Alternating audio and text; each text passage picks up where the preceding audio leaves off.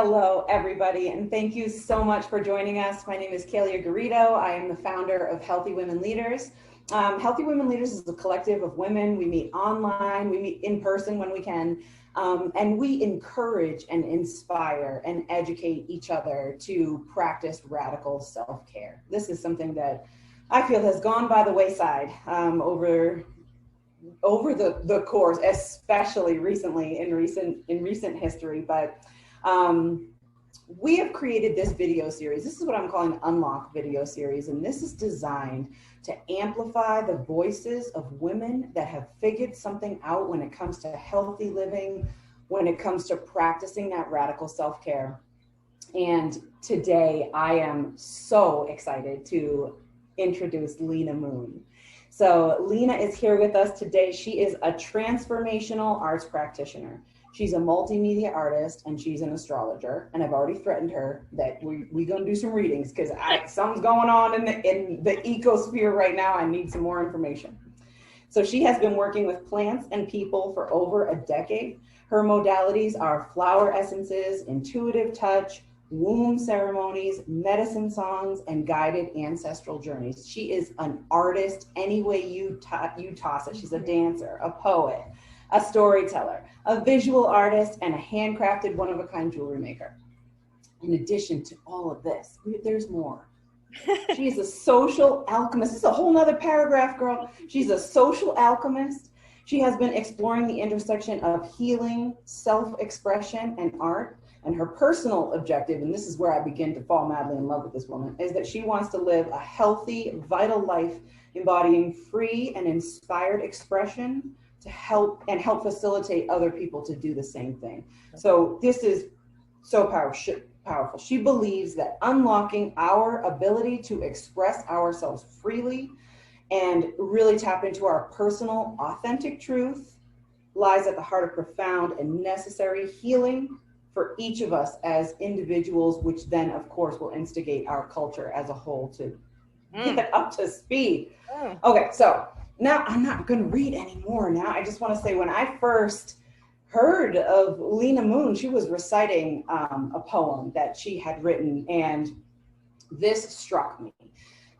The flavor, and of course, we're going to get to hear that beautiful poem in a few minutes, but the flavor of what you're doing, Lena, is tapping into the only way I can term this is aggressive self-care, aggressive self-love. And this struck me so deeply because not only am I on that same mission, but the tone that you take with it to me is something that we need at the deepest level. This is going to propel us beyond, this will instigate the unlearning that needs to happen for us now. And so this is why it struck me. I was so compelled. I needed to reach out to you. I'm so happy that we have got to meet, and I enjoy every conversation that we have. And so welcome to this format. Would you please start by just giving a little bit of background and kind of how did you come to be sitting here in front of that wood wall across the internet from me, honey? How'd that happen? First of all, thank you so much, Kayla. It's such an honor to share time and space with you. I so enjoy our conversations, and it truly is a passion of mine to uplift women and to be a model of radical and unapologetic self-care. So a little bit about myself. Let's see. I came to be who I am and sitting across from you and having this amazing conversation because I am also the daughter of an amazing woman who really modeled a lot of these things for me, and or if she wasn't able to model them for me herself, she demanded that I instill them in my own life young. So my mom was an activist, but she's also an esthetician, and she always taught me a lot about taking like physical care of ourselves as a radical act and as something that is foundational to health. It's like we're often taught that it's just like beautifying, but like beauty feeds spirit, and there's something much deeper going on there. And yet she also was an activist, and so yeah, she taught me that it was important to like use my voice to go out and to support causes and to just be myself unabashedly. So yeah, she instilled mental health days for me in in childhood because I was always one of those overachievers that, you know, was like top of the class grades, like a scholar athlete, like a, you know, high-end athlete, and also on all of the, you know, extracurriculars and all of that. And so I was always pushing myself, and she was like, pause, you know? And so that really taught me. And that was just the seed. I mean, there's so many places I could go with like how I came to be here, but that was the seed, and I carried it forward in my life. And the more that I was able to, in times of great stress and focus on achievement, actually take time to pause and check in with my body and check in with my heart and give myself days. Because like when I was in college and I used to do the mental health days for myself, I would go for a walk in the woods and I would just lay there and look up at the trees, you know? And so these things I didn't understand at that time, like what they were doing. But with time and, you know, with more understanding in the science field and everything, we now hear of things like greening ourselves in nature, you know, and the health benefits that has. It was just intuitive. So I've just always like, from that core seed and foundation, listened to my heart and developed a strong practice of checking in there and letting that guide me. So my intuition is the foundation to my work. I love that. And your mother presented you with a gift, right? Because she had to be turned on enough to be able to share that with you. And that's so important. And we don't all get that. And in fact, we are pumped full, as we know, and as we talk about on Healthy Women Leaders all the time, these messages, it's like fear-based consumption culture, right? And it's not just that beauty feeds spirit. It's like, you need to now go get plastic surgery because you're not beautiful enough. And that will deplete the spirit like across the other way. So from what I've come to know of you and hear the story of, you know, you growing up and with your mother, it's like she presented you with that gift and now you're sharing that gift forward. Yes. And that's what we need to do, because we don't, if you didn't get it from your mom, where would you hear it?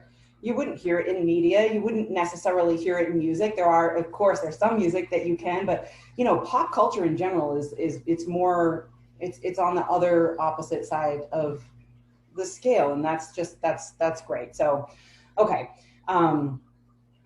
so you're an artist, you're a creator, you are a feeler, you're an intuitive, like through and through. There are people that are, you know, I mean, of course I'm an admiring fan, right? But you know, the things, while you've been working on tapping into that side of yourself for many, many years in my life, I was working on the other side. I was go, and, you know, goal driven and just arbitrary goals, right? Not even just a salary amount. Like, it doesn't even mean, as soon as you hit it, it doesn't even mean anything to you anymore, which is how hollow it truly was. And these are lessons that I've learned along the way. But what would you give as advice, or even a starting point, for people that have been so focused on other things, they've not been listening to themselves? Perhaps they don't even know how to truly hear themselves. Like, how do you begin to even, like, what recommendations would you give for a woman who might be on the other side of the scale? Like I totally once was. Totally. Well, there's definitely several things that come to mind. First of all, in terms of like a creative practice, like one thing that because it's like, it's funny because I totally am. I'm an artist and I identify as that. And yet there was a whole period of my life that I wouldn't have said that was true, you know, because like I was fully that as a child. And then of course, like all these years in between where, again, like you're saying, like super focused on goal driven and achievement and this, and, you know, I lost it for a long time. And so in rediscovering that, what I've learned is that almost everything was all there at the start. So if you're looking for a way into like your creativity now, and you feel like you're just, you know, just a goal setter and achiever, and you've like lost touch with that sense that, because I truly believe that human beings as a birthright, we are all artists. We all have creativity as a foundation for ourselves. Like all cultures throughout time demonstrate that. Like all cultures have like art at the basis of their culture, you know, whether that's song, dance, food, you know, like physical, you know, art that's made. So it's a birthright. All of us have it. It's just a matter of re-tapping into it. And so what I would say is like, spend a little bit of time thinking about who you were as a child. Like what types of art were you drawn to? Like, did you love to color? Did you love to like make little, you know, like build things? Like what was your passion? Did you like to dance? You know, like whatever it was. And then like, just trust that seed is inside of you. And if you nurture it a little bit with like time and like, you know, the metaphoric water, like it will blossom, you know. So carving out, like I would say start small by just like carving out 1 hour a week where you're just dedicating to that practice that you remember that you loved as a child, and see what comes of it.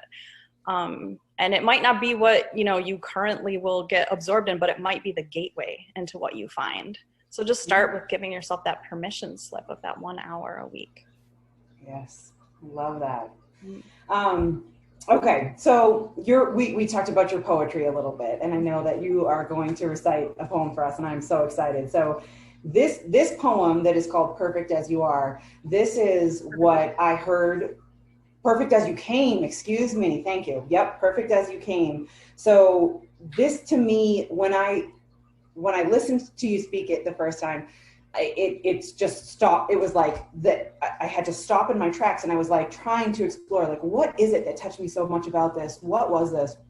And I feel like it has to do with the unlearning, right? And with the letting go of these ideals and the things that we think we need to do. And like what you said, it's in you. These seeds are within you, and it might be as different as you just changing your own eyes to see yourself in a different way. So I would love, Lena Moon, to give you the floor to please share that with us. Absolutely. Thank you. Okay, so yeah, as Kayla mentioned, it's called Perfect As You Came. You, divine child of starlight and earth matter, you, perfect expression of love's light in all your unique splendor, the form you came in, an unreplicable flower in Gaia's garden. You are perfect in your natural state. Whether or not anyone ever told you, you are whole, as is, in the body you were born into. One drop of water falling free in distinction before rejoining the river's flow. This life, your moment to feel this body, this blood, this story of being. Creation did not get you wrong. You are beautiful. Blessed is the body you came in, though you were never held, never told, never shown kindness, though you were kept from the wild places, taught to cover your body, never touched, taught not to touch yourself, others, though you came in a body whose kind have forced violations and received privileges, though you came in a body the world suppressed and violated, you are still nature's perfect child, complete the day you were born. Though you were born to a mother drugged, though you were cut from her womb, that long edifying journey through the dark passage robbed from you.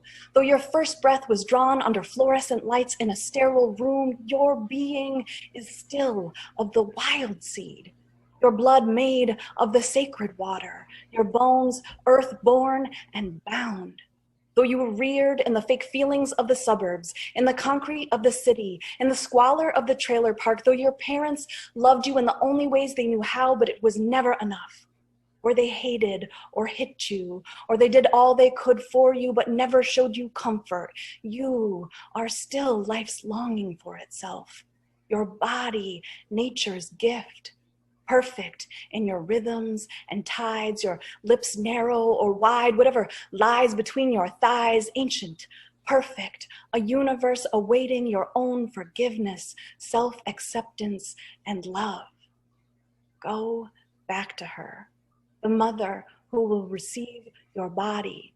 Lay against her cool softness. Look deeply for yourself in her waters. Go to where the trees still stand, offering their remembering hands. Lay beside the quiet flowers in field and forest. See how unique they each are, even within their own kind. See yourself in their petaled eyes, you as perfect as they are, an unmistakable gift of creation.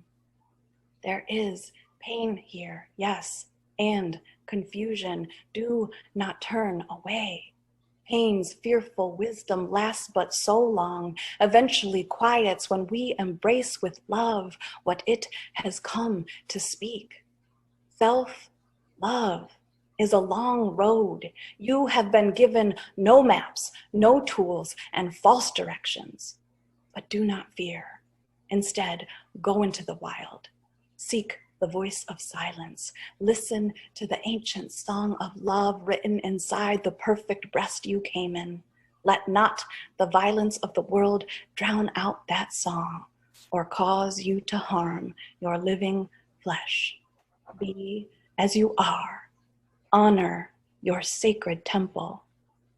Born perfect. Thank you. So beautiful. There's nothing to say but thank you for that. Thank you for that. You're living your life with the freedom of expression and really tapping into that. You're doing it, girl. The whole thing just changes the energy around me. So thank you for that. Beautiful.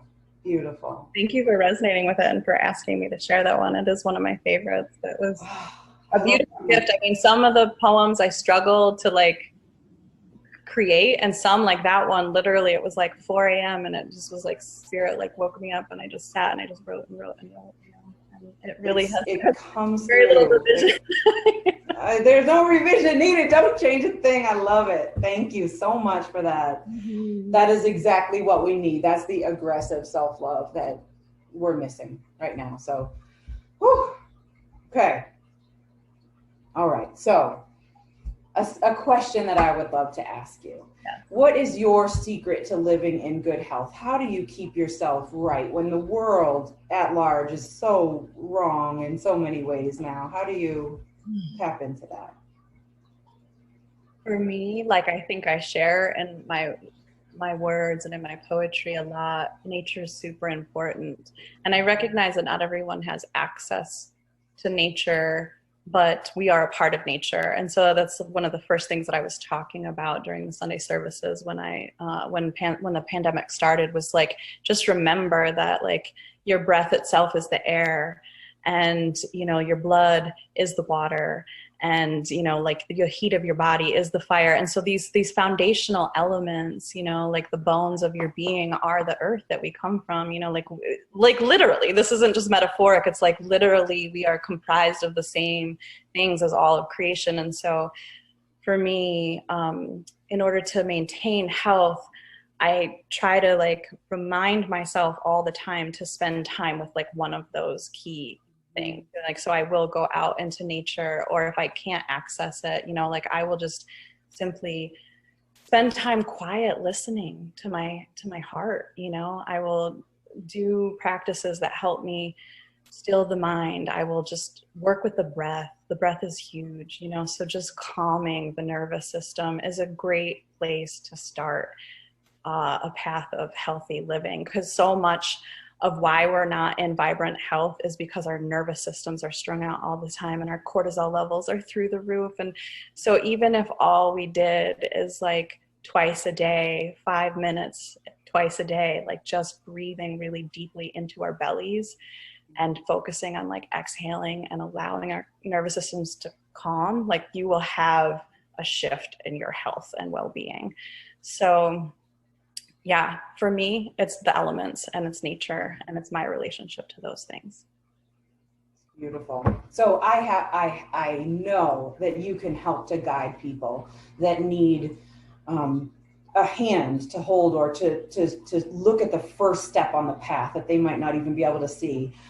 So how can people find you? If we have women that are listening today and they are moved by your words in the way that I am, and they are wanting to discuss deeper with you and learn how to regain some of their, you know, wild woman within. Yes. How can we find you? Come be wild with me. I want to be wild with you. Let's do it. Yes. So yeah, you can find me online at lenamoon.com is my website. I'm also on Instagram at Lena Moon Magic. Those are probably the best ways. You can also just reach out to me by email. Some people are like really still like all the way over there. So email's fine, lena.moon@gmail. So just look for Lena Moon anywhere that you can with this space, and I'll be there. And that's you. It's me. I love it. Awesome. Thank you so much for taking your time today. This is truly profound, and I think that you represent something that women that might have a similar lifestyle to me, or might be, you know, caught up in the corporate game, like these are necessary reminders for us to be able to tap into who we truly are and show up for the people in our life that are looking for us to do that. So your mom gave the gift to you and you're spreading it out now. So thank you for doing all that you do, and thank you for joining us here today. You're so welcome. Thank you. Mwah. Mwah.